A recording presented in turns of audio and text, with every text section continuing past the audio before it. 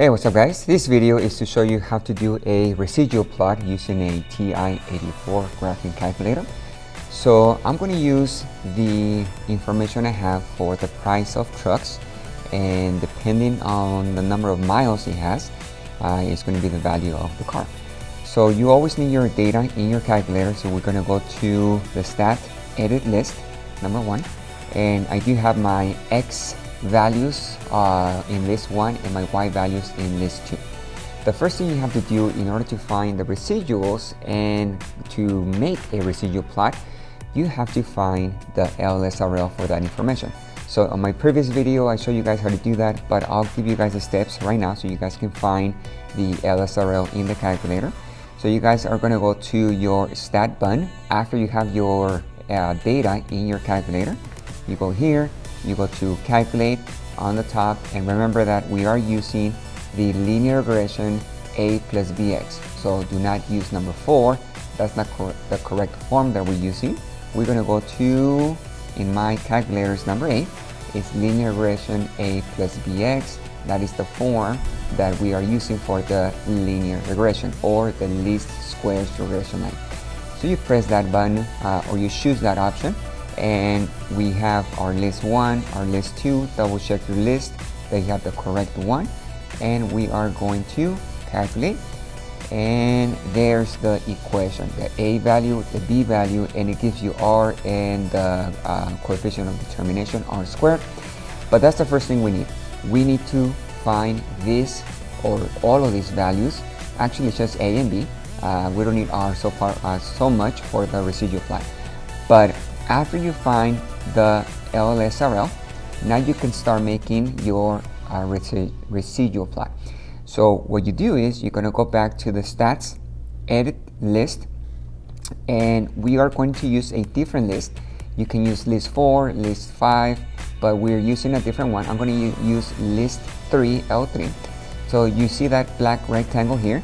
You're going to go up to the list name, so we have the L3 highlighted, and you're going to find the residuals of every single point.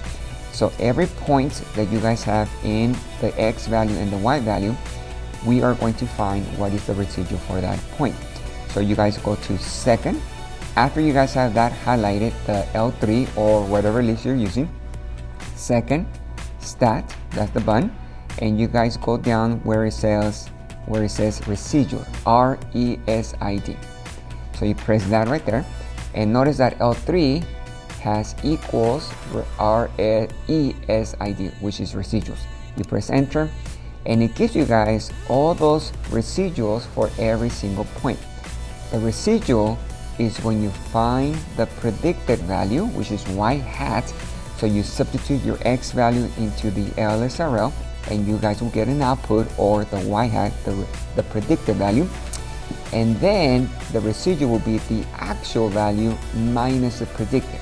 So you guys are going to take your actual value minus the predicted, and the actual values are your y values, not y hat. Just the regular y values are your actual, subtract y hat, your predicted, and that's going to be your residuals. Now to make the residual plot, it is going to be a regular scatter plot, but we are going to use our x values for our x-axis, versus we are going to graph against the residuals, which are going to be your y values.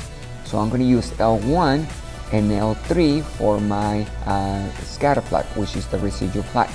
L1 is going to be x, residuals are going to be your y. So I'm going to go to second stat plot. I'm going to choose number 1. It's on, make sure it's on, and I am using a scatter plot, so you see the graph right there. That's what I want. Now for my X list, or my X values, I am using list 1. My Y list, or Y values, is different. I'm not using the actual Y values, the outputs, I'm using the residuals. So I need to choose second, L3, that's going to give me my list number 3.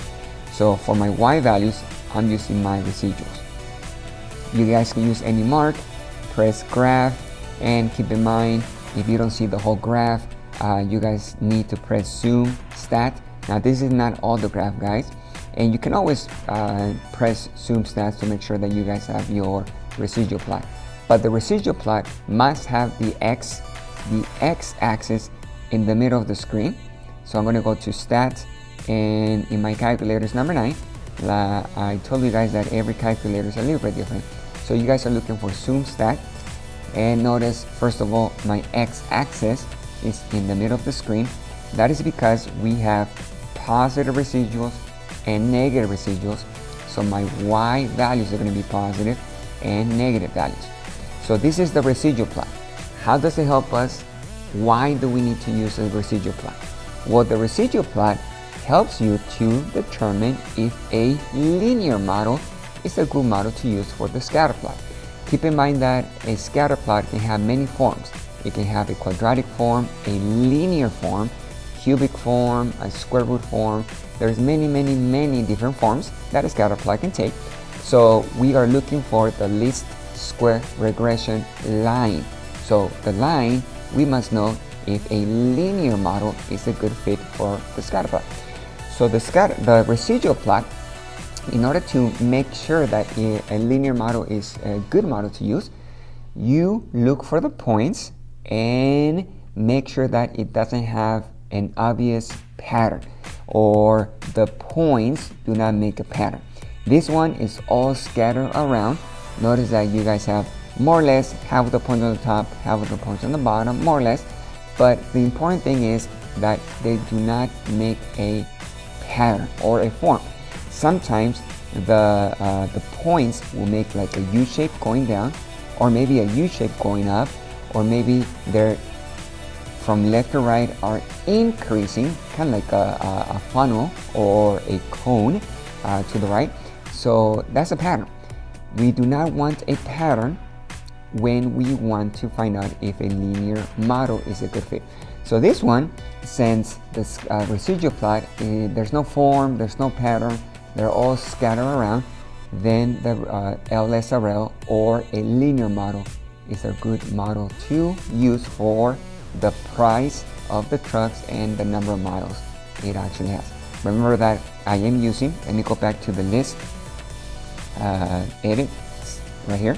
So my X values are the number of miles it has for the used cars. The Y values are the actual price, how much it was sold, and L3 is my residual. So notice that here my actual price for a 70,583 truck, it was sold at 21,894, and we have a negative residual. So the negative residual means that our predicted value was higher than the actual value. Our predicted value was higher because the residual is actual minus predicted. So if you guys have a higher predicted value, you guys will get a negative number. And let's look at this one, 29,953 miles. The truck was sold for 41,995. The residual is positive, which means our actual value is higher than the predicted value. When the residual is positive, the actual value is higher than the predicted value. So let's just look at the scatter plot, or not scatter plot, the residual plot again. So make sure you guys practice how to use the calculator. You guys have to understand what all this means.